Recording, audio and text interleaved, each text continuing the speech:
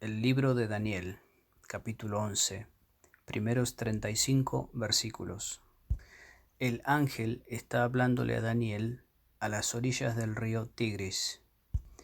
Soy el que fue enviado a fortalecer a Darío el Meda en el primer año de su reinado. Pero ahora te mostraré a ti qué es lo que depara en el futuro. 3 reyes persas más vendrán y sus reinados serán continuados por un cuarto, que será mucho más rico que los primeros. Usando su riqueza para tomar ventaja política, planeará hacer guerra total contra Grecia. Luego un rey muy poderoso se levantará en Grecia, quien reinará sobre un vasto territorio y reinado y conseguirá todo lo que se proponga.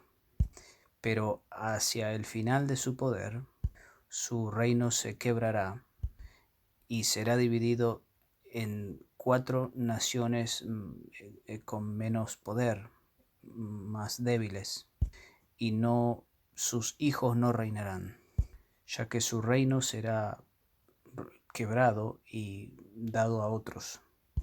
Uno de ellos, el rey de Egipto, incrementará su poder, pero sus propios oficiales se rebelarán en contra de él y arrebatarán su reino de su poder, esto es el rey de Egipto, y lograrán fortalecer ese reino a través de esto. Muchos años después, una alianza será formada entre el rey de Siria y el rey de Egipto. La hija del rey de Egipto será dada en matrimonio al rey de Siria como un gesto de paz, pero ella perderá su influencia sobre él, y no solo sus esperanzas serán acortadas, sino que aquellas de su padre, el rey de Egipto, y el de su embajador e incluso su hijo. Pero cuando su hermano se apodere del reinado de Egipto, él levantará un ejército en contra del rey de Siria, Asiria, y marchará en contra de él y lo derrotará. Una vez que regrese de vuelta a Egipto, traerá consigo sus ídolos, al igual que elementos de plata y oro por valor incalculable, y por muchos años aislará al rey de Siria y lo dejará solo. Entre tanto, el rey de Siria invadirá Egipto brevemente, pero retornará pronto a su propia tierra. Mientras tanto, los hijos del rey de Siria armarán un poderoso ejército que invadirá Israel para llegar a Egipto, hacia la fortaleza de Egipto. Luego de eso, el rey de Egipto, muy enojado, irá en contra de este vasto ejército que vienen de Siria y los derrotará. Lleno de orgullo, luego de esta victoria, asesinará a muchísimos miles de sus enemigos, pero su éxito será corto. Unos pocos años luego de esto, el rey de Siria volverá con un ejército muy bien equipado, mucho más grande en número que el primero que perdió, y también otras naciones se unirán a él en una cruzada en contra de Egipto. Algunos insurgentes entre medio de los mismos judíos se unirán a él, pero no tendrán éxito. Luego de eso, el rey de Siria y sus aliados vendrán y harán asedio contra una ciudad fortificada de Egipto y la capturarán, y los orgullosos ejércitos egipcios serán derrotados. El rey de Siria marchará sin oposición y nadie será capaz de frenarlo. e incluso también entrará a la gloriosa tierra de Israel y tomará botín ahí. Esto será parte de la recompensa de haber conquistado Egipto. Él también formará una alianza con el rey de Egipto y le dará a una de sus hijas en matrimonio. Así ella puede trabajar para su padre desde adentro. Pero este plan no tendrá éxito. Luego de esto, el rey de Asiria moverá su atención hacia las ciudades costeras y conquistará muchas. Pero un general lo detendrá y lo hará retornar en vergüenza. Volverá a casa, pero tendrá problemas en el camino y desaparecerá. Quien lo suceda será recordado como el rey que mandó un recaudador de impuestos a Israel, pero luego de un reino muy corto, morirá misteriosamente. No será ni en batalla ni en tumulto. El siguiente que asumirá el poder será un hombre muy malvado, no en línea directa de la realeza, sino que durante una crisis él se apoderará del reino a través de palabras blandas e intrigas. Luego toda la oposición que tenga será barrida, incluidos los líderes de los sacerdotes. Sus promesas no valdrán nada. Desde el mismísimo principio sus métodos serán engañosos, y con solo un puñado de seguidores se volverá fuerte. Entrará a las partes más ricas de la tierra y sin ningún aviso, y hará algo que nunca se hizo antes. Tomará la riqueza y la propiedad de los ricos y la esparcirá entre los que no tienen mucho. Con mucho éxito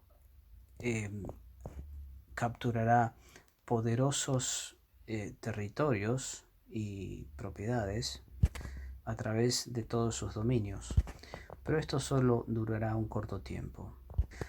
Luego él se levantará un gran ejército en contra de Egipto, y Egipto también levantará un ejército poderoso, pero no prevalecerá, ya que planes en contra de él tendrán éxito y su propia casa lo hará caer. Gente de su propio ejército lo traicionará y muchos serán asesinados. Y estos dos reyes estarán planeando en contra de ellos mismos aún mientras están sentados a la mesa, tratando de engañar el uno al otro. Pero no hará ninguna diferencia, porque ninguno de ellos podrá tener éxito hasta que el tiempo de Dios se haya cumplido. Luego el rey de Siria volverá a sus dominios con gran riqueza, primero marchando por Israel y destruyéndolo. Luego, al tiempo predeterminado, nuevamente este rey llevará sus ejércitos hacia el sur, pero esta vez será una historia muy diferente de las primeras dos ocasiones que le antecedieron, ya que naves de barcos romanos lo harán entrar en pánico y él emprenderá la retirada y volverá a su casa. Enojado porque tuvo que retirarse, el rey sirio otra vez se pondrá en contra de Jerusalén y tomará botín, y también contaminará el santuario. Hará cesar el sacrificio continuo y pondrá ídolos dentro del templo. Dejará judíos sin temor de Dios cuando él se vaya, hombres que han abandonado la fe de sus padres. Alabará a aquellos que aborrecen las cosas de Dios y los pondrá de su lado de esta manera. Pero la gente que conoce a su Dios se hará fuerte y hará cosas magníficas. Aquellos con entendimiento espiritual tendrán un amplio ministerio en la enseñanza en aquellos días, pero a su vez estarán en continuo peligro, muchos de ellos morirán por el fuego, la espada, o siendo encarcelados y aún robados.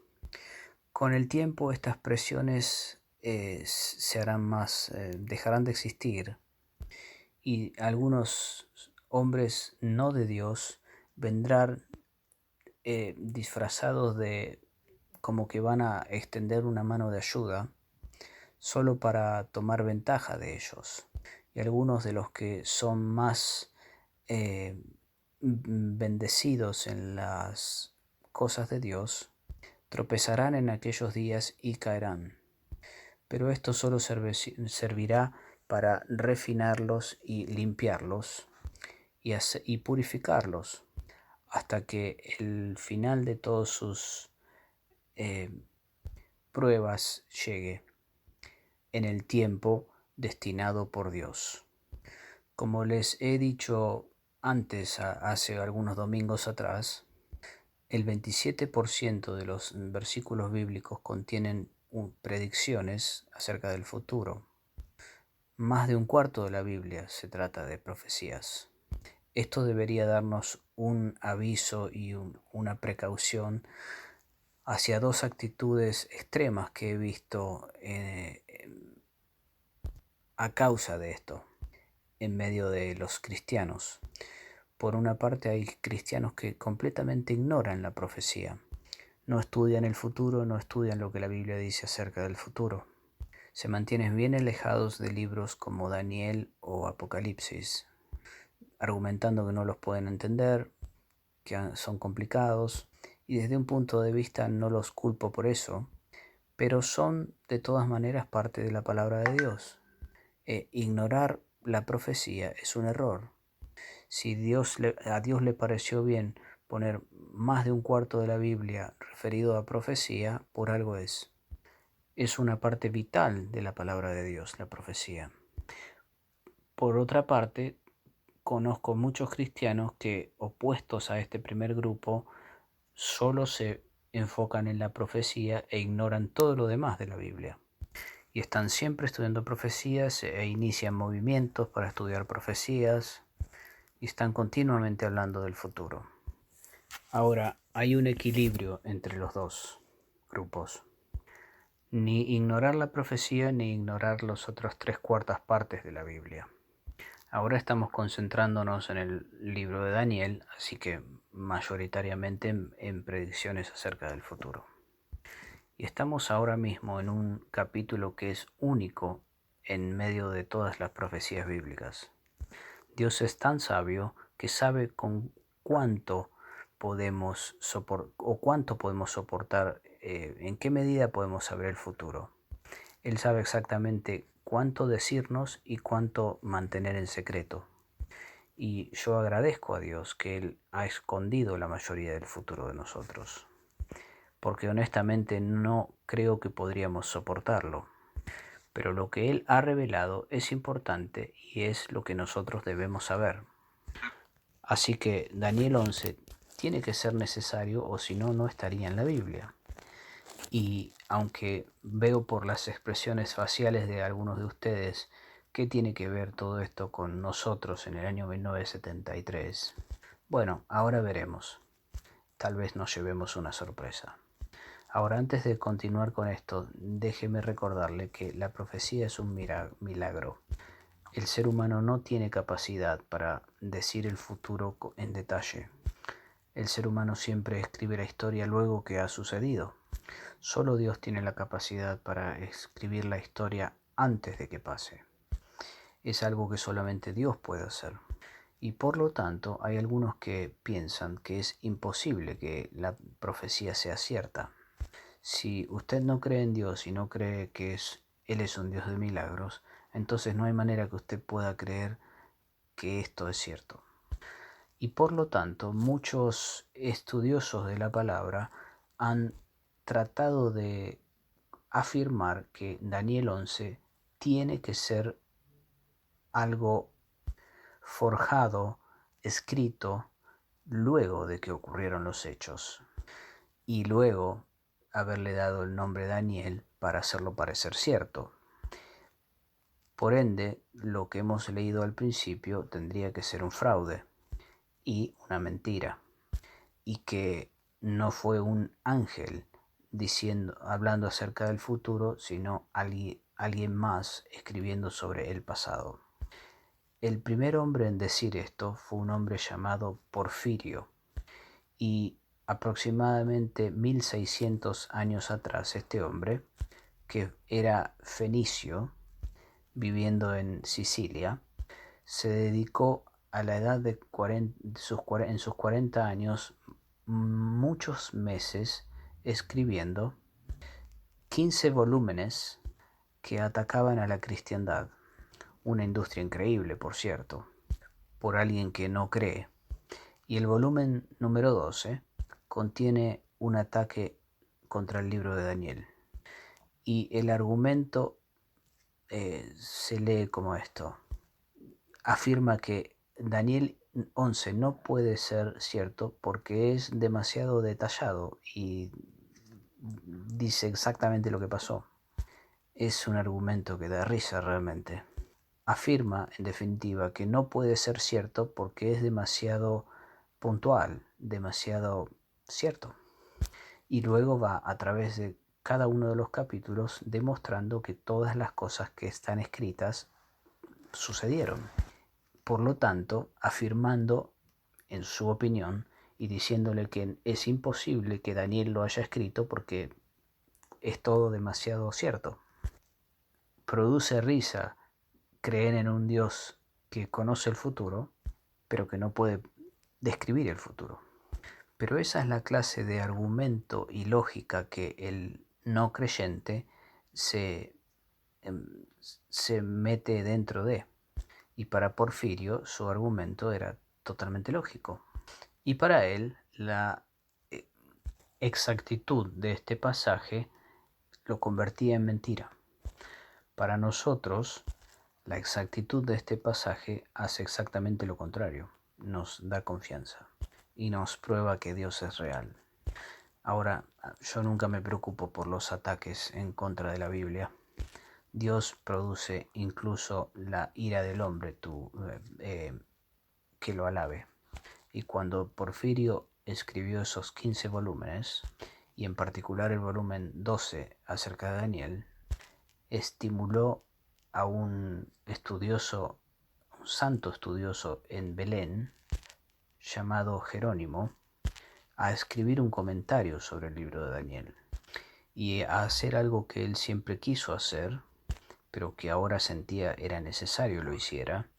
Y ese comentario acerca de Daniel fue lo más sublime que se ha escrito sobre este libro hasta el momento, al menos por 1000 años.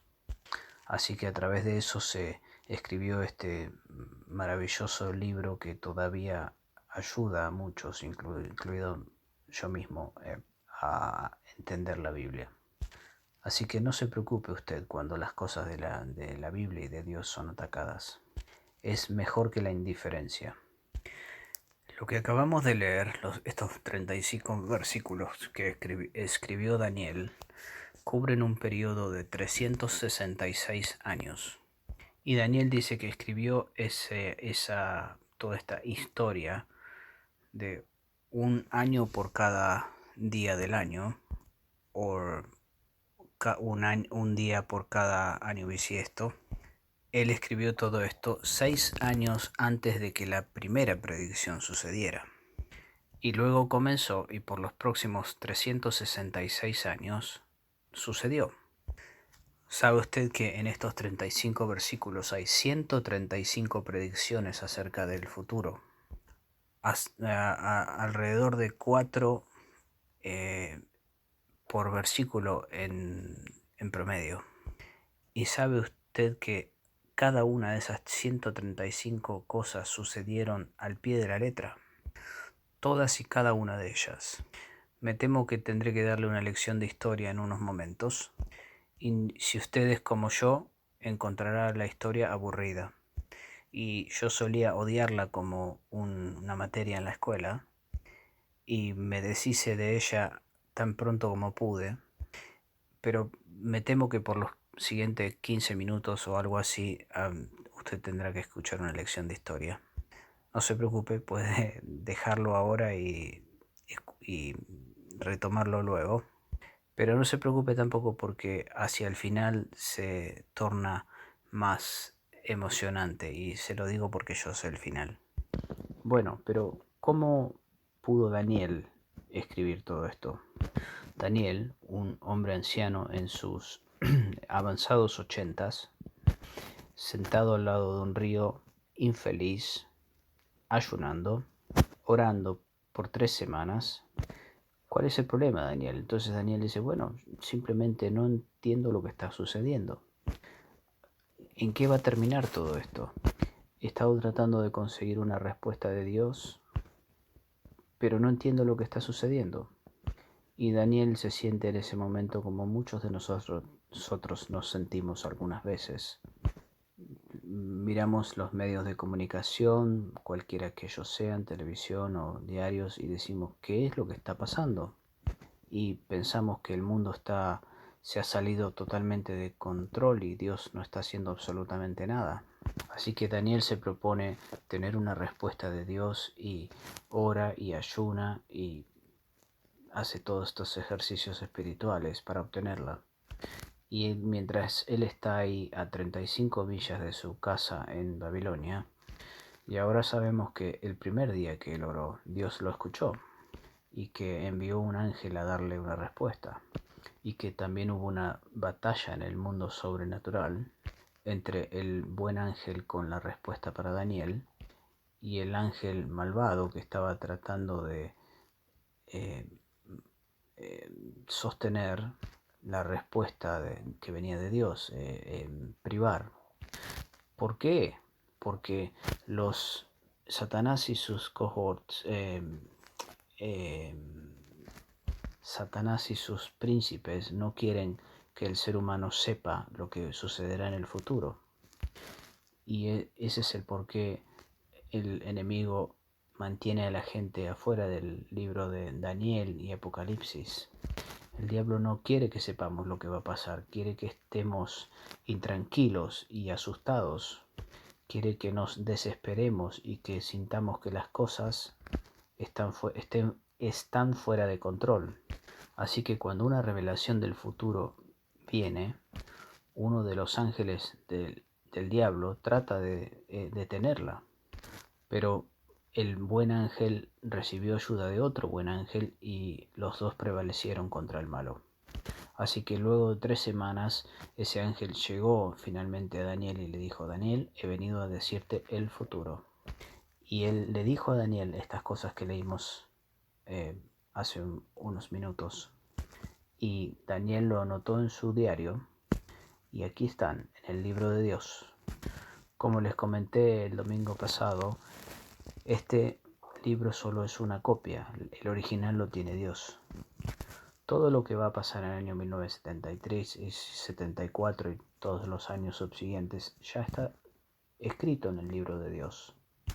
Y es lo que se refiere en el capítulo 10 de Daniel como el libro de la verdad, la escritura de la verdad, la cual no se refiere a la Biblia, pero partes de ese libro están en posesión nuestra en la Biblia. La historia del mundo ya está completa. Y a partir de ese libro original, ángeles a través de la historia enviados por Dios han entregado partes al ser humano, los cuales tenemos en la Biblia. Bueno, eso fue todo introducción. Ahora nos movemos a la segunda sección o simplemente a mirar este estudio desde la perspectiva de la historia. Les quiero mostrar en unos 15 minutos lo increíblemente maravilloso que estas predicciones, en la forma que estas predicciones se cumplieron. Estos 35 versículos se dividen se dividen por periodos. En el primero, Persia es la principal nación. En la segunda sección es Grecia. En la tercera sección, Egipto y Siria toman el protagonismo.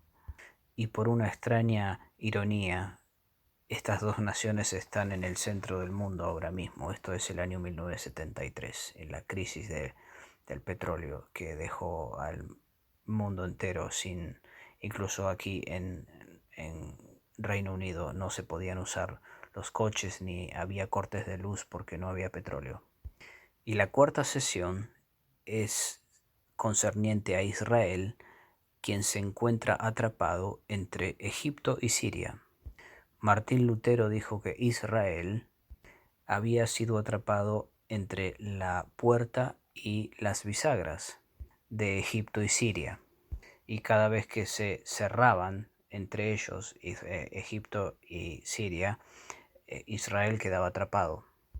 O alguien más dijo, si usted vive en el medio de un cruce de caminos, seguramente que lo van a atropellar. Y eso es precisamente lo que le ha pasado a Israel una y otra vez. Bueno, iré mencionando los nombres de los versículos a medida que menciono la historia, pero tenga en cuenta que de algunas versiones de la Biblia son diferentes en algunas de sus frases y puede haber alguna discrepancia según qué versión se esté leyendo. En el versículo 1 tenemos a Persia, versículos 1 y 2. Persia ahora ha tomado el reino de Babilonia. Daniel ha vivido en Babilonia la mayoría de su vida, desde sus 16 años, y luego en esa infame noche de el rey Belsasar, esa orgía babilónica, su reino cayó y Persia es el que está al mando. A saber, el centro de la escena mundial era ahora Persia. Su emperador era Ciro y él puso como gobernador a Darío para gobernar la antigua provincia de Babilonia. En un sentido, Daniel está bajo Ciro, pero más directamente sobre Darío. Y el ángel le dice que fue él el que habilitó a Darío para hacer lo que tenía que hacer en primer lugar, o en su primer año de reinado. Dos cosas hizo Daniel que Darío le permitió, que eran lo correcto para hacer. La primera fue que él liberó a Daniel del foso de los leones, luego que un ángel le cerró la boca a los leones, y también el decreto de que los judíos podían volver a su tierra fue proclamado. Y el ángel está diciendo que cuando estas cosas sucedieron es porque él fue enviado para que estas cosas sucedieran, a saber, el ángel. Y ahora veremos cómo la historia se va a desarrollar desde ahí. Luego de este emperador habrá 3 reyes más, y yo ahora les puedo decir sus nombres. El primero fue Cambasis, quien conquistó Egipto. El segundo fue Esmirda, nunca tendría que haber estado en el trono de paso, y llegó al trono a través de haciéndose pasar por alguien más, así que es más conocido como el pseudo asesino. Este fue asesinado en el lapso de un año por otro hombre que también se llamaba Darío. Se llamaba a sí mismo Darío el primero, y es de hecho mencionado en el libro de Esra en la Biblia. Sería Esdras, creo, en los capítulos 5 y 6. Luego el ángel dice que habrá un cuarto rey de Persia, quien se volverá muy rico y usará su riqueza para atacar Grecia. Y el hombre que cumplió esta profecía fue llamado Jerjes I, y se hizo muy rico y construyó un ejército muy poderoso y dijo que quería tomar posesión de Grecia, y cometió el error más grande de su vida al invadir Grecia. Esto es ya que los griegos nunca le perdonaron y el rencor que conservaron llevó a un joven llamado Alejandro, quien se convirtió en Alejandro el Grande, y él dijo: si alguna vez tengo la chance, convertiré Persia, haré que Persia sea mía. Esto es por invadir mi país, Grecia. Así que Jerjes fue el que invadió Grecia, pero fue desastrosamente derrotado en el año 480 a.C. Ahora, en versículos 3 y 4, donde la escena se cambia hacia Grecia y vamos a Alejandro el Grande. Ya hablamos de su historia en otra prédica, así que no voy a decir tanto acerca de él. Pero sí que vengó Grecia al derrotar a Persia y en 12 años estableció un imperio que tenía 1,5 millones millas cuadradas, lo cual es más grande que los Estados Unidos en este momento.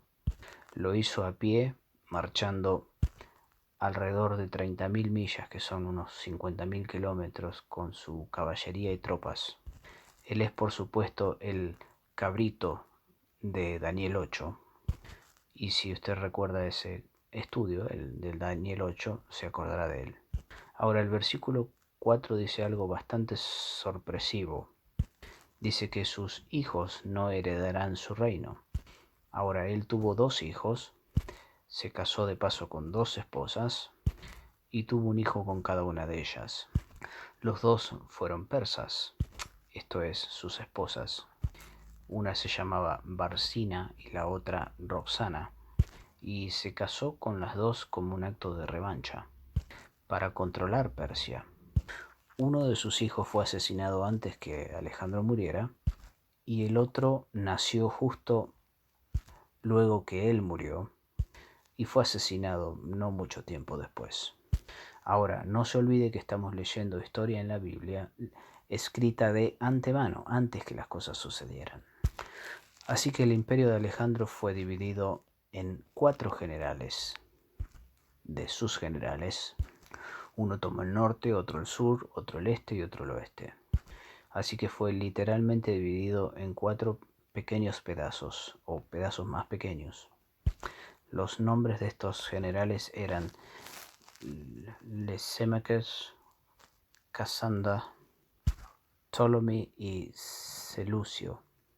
Desde aquí en adelante las únicas 2 áreas del mundo que nos preocupan son lo que es llamado hoy en día Siria. No lo llaman Siria en la Biblia porque aún no existía con ese nombre, lo cual de hecho prueba la exactitud y de que esto es una predicción más que algo escrito luego de que sucedió. Si hubiera sido al revés, el nombre Siria aparecería. Bueno, pero los 2 que nos conciernen son Siria en el norte, a lo que se refiere como el norte, donde los selúcidas, o la línea de los selúcidas, reinaron, y Egipto en el sur, a donde los Ptolomeos reinaron.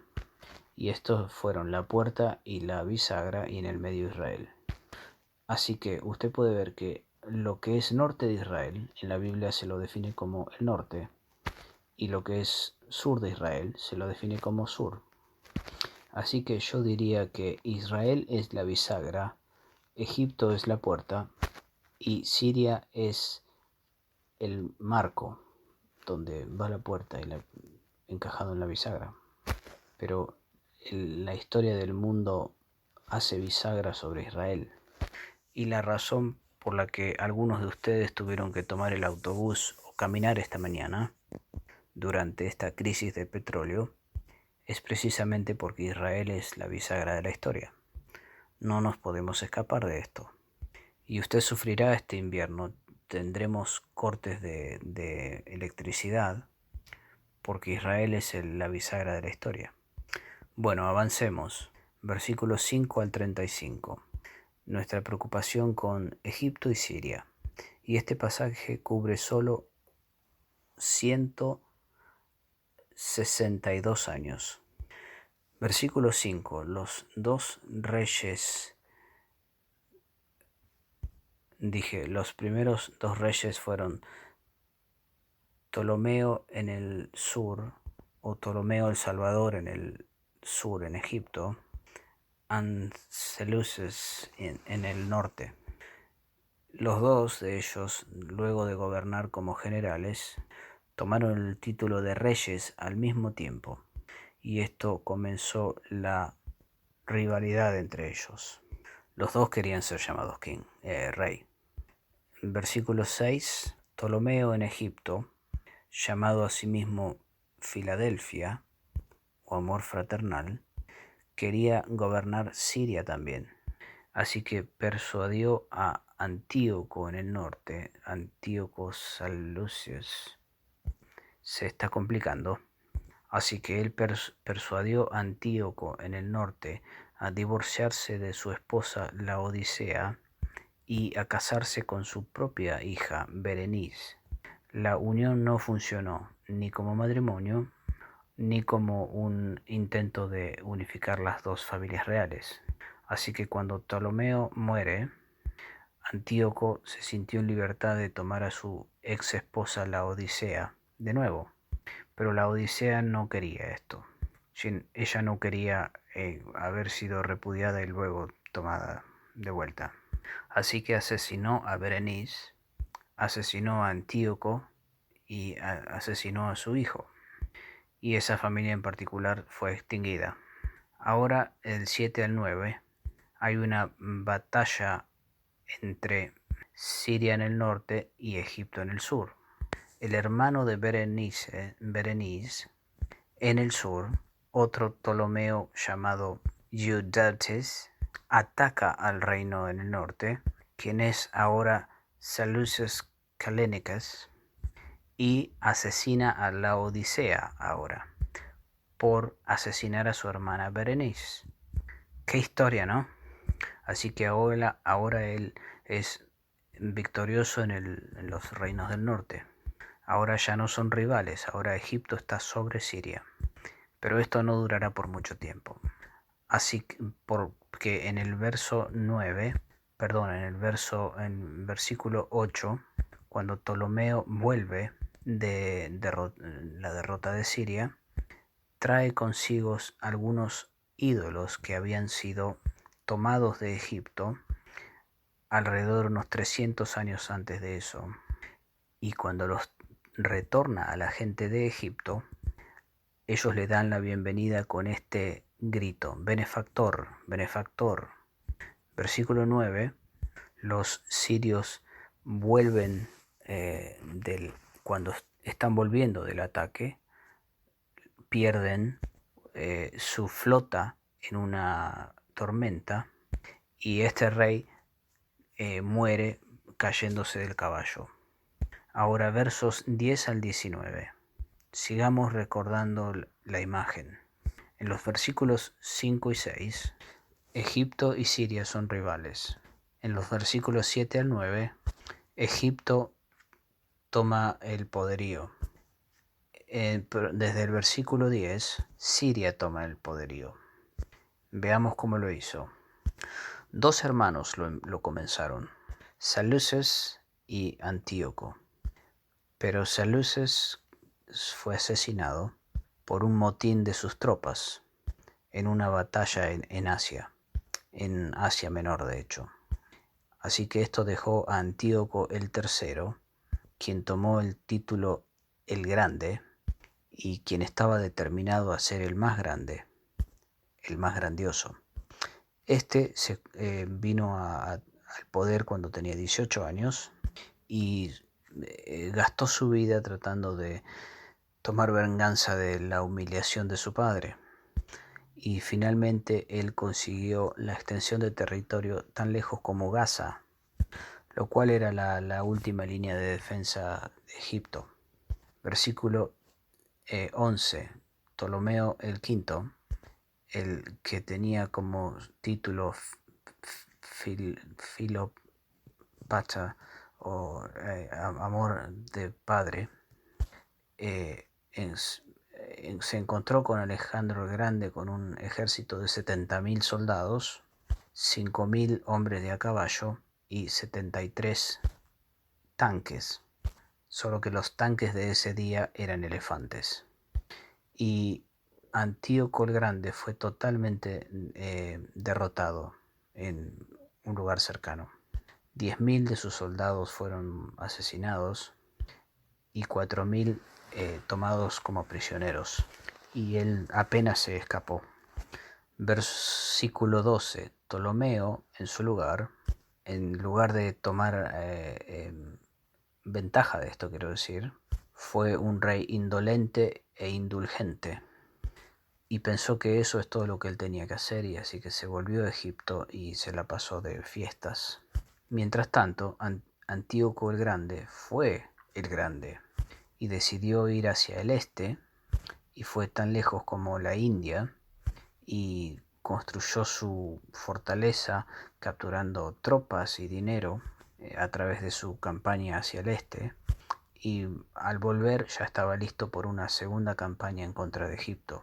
Y de hecho en el verso 13, cuando Ptolomeo y su reina habían muerto, no se sabe por qué, Antíoco ataca a Egipto y derrota su ejército en un pequeño lugar llamado Penea, a los pies del monte Hermón. El general egipcio llamado Scopus huyó hacia Sidón en la costa, una ciudad fortificada de Egipto, de hecho. Así que un poquito después encontramos que en el versículo 15 encontramos que Sidón es sitiada y tomada, a pesar de 3 intentos sin éxito de generales egipcios de romper el sitio. Pero el versículo 14 nos dice que algunos judíos renegados se pusieron del lado de Antíoco el Grande para librarse de los egipcios, pero que no podrían haber cometido un error más grande, ya que le darían lugar a la ocupación siria de ese modo. En versículos 16, Antíoco comete el error de ocupar Israel con una fuerza militar, y hace que el país tenga que apoyar a las tropas con comida, etc. El versículo 17, un nuevo poder se está levantando en el horizonte, Roma. Así que Antíoco busca de unir Egipto para batallar en contra de Roma. Y él, Antíoco, tenía una muy hermosa hija adolescente llamada Cleopatra. Así que él entrega a su hija Cleopatra al rey de Egipto, quien tenía solamente 7 años de edad. El matrimonio no fue consumado por otros 5 años. Su esperanza era que ella trabajara en secreto desde adentro y que convenciera a este muchacho rey, y que finalmente Egipto estuviera bajo su control, el de Antíoco. La cuestión es que ella estaba en contra de su padre y que se puso del lado de su marido niño. Versículo 18. Antíoco se burla del poder romano y le dice que Asia no es preocupación de los romanos y que él no estaba sujeto a los romanos. Rechazó a sus embajadores, decidió conquistar Grecia por él solo, en lugar de dejar que los romanos lo hicieran, y fue humillado y fue derrotado de una manera humillante por el cónsul romano Scipio en una batalla llamada Modlaen en Magnesia. Versículo 19. Eran tal las difíciles circunstancias para estar en paz con Roma, que Antíoco se volvió a su casa un hombre quebrantado y fue asesinado mientras trataba de tomar despojos de un templo. El abrió la puerta de Asia para Roma. Versículo 20. Su hijo, quien debía amar a su padre, porque se llamó a sí mismo Filópater, que es amor por el padre, nuevamente, Seleucidas el cuarto, tenía que seguir encontrando un montón de dinero para mantener a Roma feliz, para mantener la paz y la quietud, y Roma le exigía dinero de protección. Y bueno, de ahí es que se escucha siempre de estos dineros de protección, como mafia. Así que Seleucidas tiene que seguir consiguiendo mucho dinero y decide aumentar los impuestos en Israel y decide tomar los tesoros del templo. Así que él se hizo conocido como el rey que subía los impuestos o que colectaba impuestos. Así que cuando llega al templo de Jerusalén estaba a punto de cometer el pillaje de los tesoros, pero tuvo una aparición sobrenatural de un ángel. Fue su ministro de Economía en realidad el que tuvo esta aparición, no él, Heliodoros. Así que como resultado de esto, Heliodoros envenena a Seleucidas. Así que ahora vamos a los versículos 21 al 35 y encontramos aquí al rey final y al más terrible rey. Y ya les he hablado de él. Antíoco Epífanes. Epífanes significa glorioso.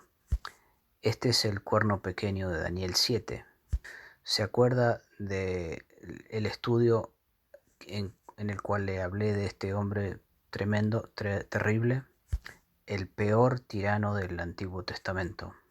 El poder de Siria estaba ahora declinando. Roma estaba poniendo la sombra sobre el Medio Oriente, y Roma sería el poder mundial que vendría cuando Jesús nació.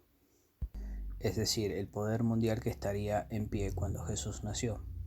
Así que Antíoco Epífanes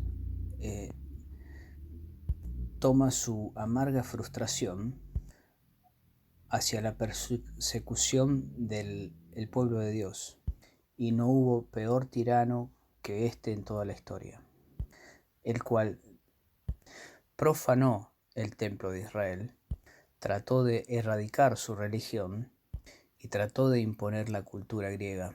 Versículo 21 lo llama un villano o corrupto. ¿Qué significaba? Bueno, él se asociaba con prostitutas e incluso hacía orgías públicas, como un desafío a la decencia. Era conocido por su avara indulgencia por su inescrupuloso accionar en todo sentido y sus intrigas. Su título, de hecho, fue cambiado por detrás de sus espaldas por el público hacia Epímenes, lo que significa maníaco, loco. Así que este viejo Antíoco Epífanes, que era glorioso, fue cambiado a Antíoco el loco, el que totalmente loco de la cabeza. El heredero directo al trono sirio, un joven llamado Demetrio, ya estaba prisionero de Roma. El segundo en línea era un bebé llamado también Antíoco, y Antíoco Epífanes tomó el reinado a través de decirle a la nación que les bajaría los impuestos, y a través de esas inescrupulosas prácticas llegó al poder en Siria. Versículo 22. Al principio su actividad militar tuvo mucho éxito.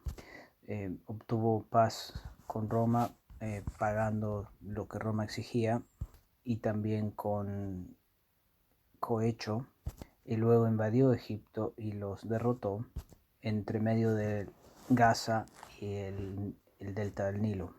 Pero en su ida hacia el sur de haber derrotado a Egipto, quiso invadir Jerusalén y asesinó a Aneas, el sumo sacerdote, el príncipe del pacto, el líder de Israel en ese tiempo.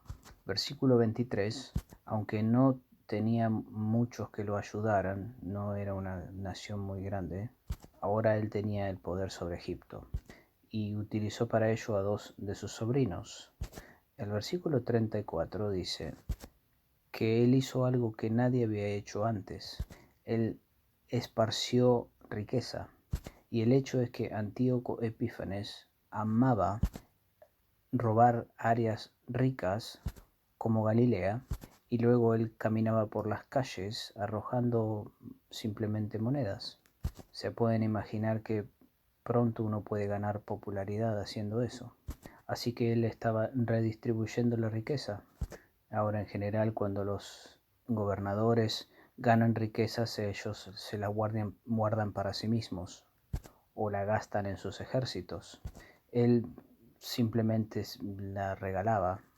Así que era popular. Era un pródigo en muchas formas. Versículo 25. Otra expedición a Egipto con la esperanza de capturar Alejandría, y él tenía caballería, carros y elefantes, y se las arregló para corromper la corte de Egipto, de modo que los líderes de los reyes egipcios se pusieran en contra de sus gobernantes. Así que hubo un golpe militar en Egipto en el cual el rey perdió su trono. Versículo 26, esto llevó a la derrota de Egipto. Versículo 27, Antíoco y el rey de Egipto se sientan a la mesa engañándose el uno al otro, tratando de llegar a un tratado basado en mentiras, cada uno de ellos tratando de superar al otro con sus mentiras. Pero los dos fallaron porque el tiempo de Dios no había llegado. Nótese eso, el tiempo de Dios no había llegado. Volveremos a eso luego. Versículo 28. Cuando Antíoco el Grande volvió al norte y ambicionó las riquezas del templo de Jerusalén, asesinó 40.000 judíos, vendió también 40.000 en esclavitud, y el Jasón, el sumo sacerdote, huyó a través del río Jordán hacia Amán. En el 29, otra expedición a Egipto, él captura a su sobrino Ptolomeo, pero es forzado a retroceder porque no pudo capturar Alejandría. En el versículo 30, esta vez Egipto envía un embajador a Roma. Recuerden que Cleopatra todavía está por ahí, y Roma envía naves desde Chipre, y el cónsul romano Linas le demanda a Antíoco que se vaya de Egipto. Así que Antíoco tiene que irse de muy mal humor, dándose cuenta de que esto era el final de sus ambiciones. Así que versículos 31 al 35.